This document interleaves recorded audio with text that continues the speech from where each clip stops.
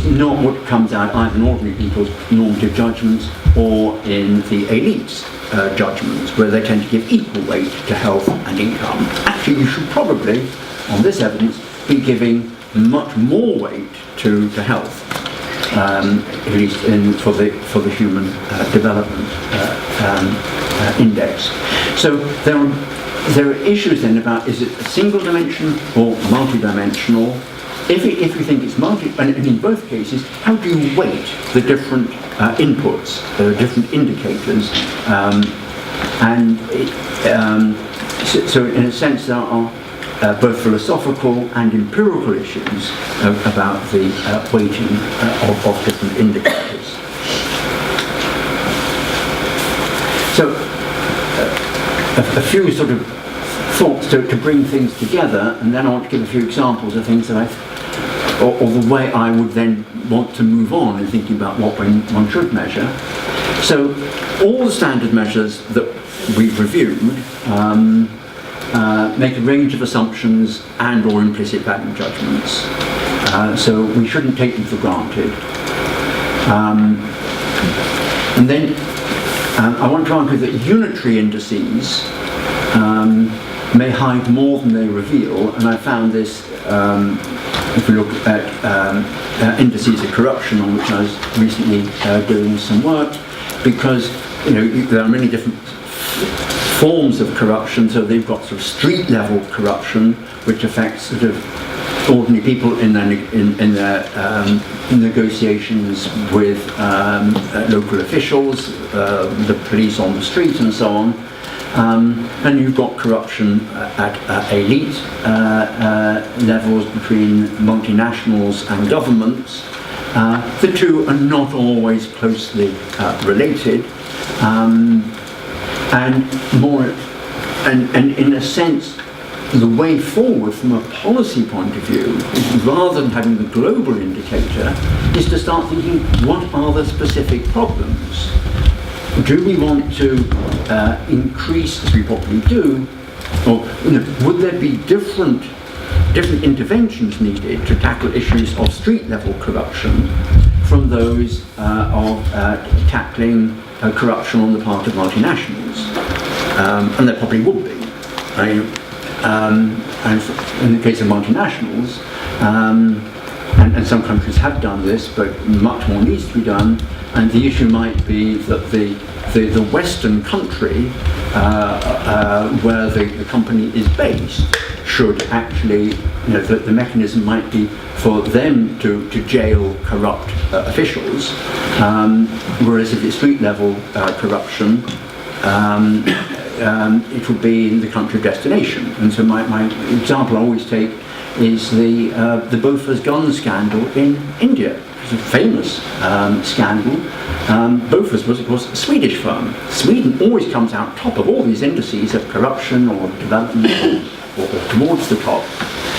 And yet Swedish executives were happy to engage in massive corruption of the Indian political elite, and they weren't jailed, as far as I know. So different sorts of corruption would need different sorts of intervention, and similarly, I think, different sorts of gender inequality. So that if we're thinking of action to make things better, it is much better to disaggregate and think, what are the particular problems, rather than assuming that they're all part and parcel of the same concept.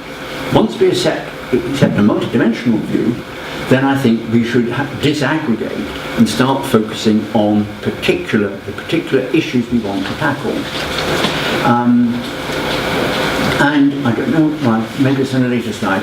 And I also should have added here a critique saying it's not at all clear to me that an index that's an appropriate one for a Western developed Nordic country will be appropriate for a developing country, or indeed for African, or maybe different in Latin America, South Asia, and so on. Why are we assuming that the if you like, the components of the index work together in the same way in different international contexts. It's not at all obvious that they would do. And then finally, what do I think should be done? Well, first of all, I want to say that I think some measures would survive my test. So I've objected to labor force participation, and I've objected to, without further evidence, so in all of these things, matters of empirical research. But the literacy measures seem to me there is research showing that they are related to other desired outcomes, so quality in literacy. There's a large literature on the benefits of that.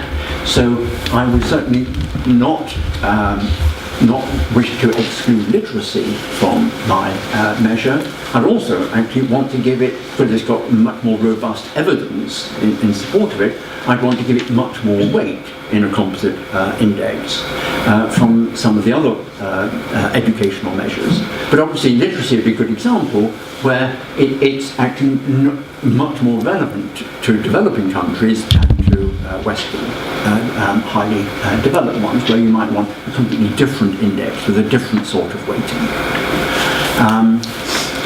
And then perhaps my central point was, wherever possible, we should really be focusing on the concept, which is unequal treatment, and looking for direct measures of unequal treatment. And there's a long tradition, again in my area of expertise, which is ethnic inequalities of field experiments. So if you want to find out about, is discrimination an important barrier for for achieving ethnic equality, what you do is you construct matched CVs, but one comes from an ethnic minority, you identify a name, and another by a member of the majority group, and you send them to the same real vacancy by a real employer. So you send these matched, they don't even have to be fictitious, and I've recently come across some experiments where you took, a researcher took his own students and looked at their CVs and sent, who were actually looking for real jobs, and sent them off to the real jobs they were looking for. It doesn't have to be fictitious, but you just do need to match them. And then you look at the treatment that the man or the woman or the minority and the majority group member receive. Now you can't do this for everything, but you can do it in a number of areas. And it should be done much more. I'm currently working with OECD and the Fundamental Rights Agency to do a new round of harmonised field experiments of exactly this sort on gender inequality and ethnic inequality. So that would be, you can't do this for some things, but this at least is one important area where you can. That's what I think you should be taking as a measure, and you should be giving that a great deal of weight in your index. But then I think we also need a third sort of measure, which again might be very specific, and looking at progress in tackling the actual grievances that women themselves care about, rather than ones that elite bodies decide are of importance. So in the British context, it's domestic violence and police response to it. Now, that may be a general issue around the world, but probably it's not going to be something for which there are easily available statistics. So you're going to, so I want to disaggregate. It's a bit like with the corruption. You want to disaggregate what is the kind of corruption we're interested in, that we think is a problem in this country, and we want to monitor progress. So we disaggregate. We want to find what are the issues confronting women in this country, and to focus on that, so we can understand whether the policy responses have been effective or not. Because I see these things as being guides to action rather than just sort of league tables for PR purposes. And to tell a country like India that it'd be better if it was more like Iceland is not very helpful from a policy point of view. And that, I think, is where I stop. It is indeed. Yes. Thank you very much.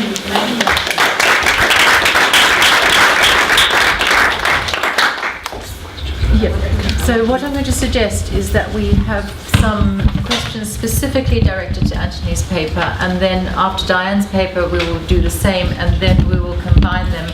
Although I don't know if you will still be with us at that point, Anthony. Okay, fantastic. So let's have questions directed to your paper now. I've already noticed quite a lot of susurration and raised eyebrows and interesting questions around the room. So I'm going to go straight to, I think Devki was wanting to say something, and Diane, you wanted to say something, just to start with. Devki. Thank you. That was a very comprehensive review you've done of indicators, and I think your last slide really speaks to what we have been trying to do.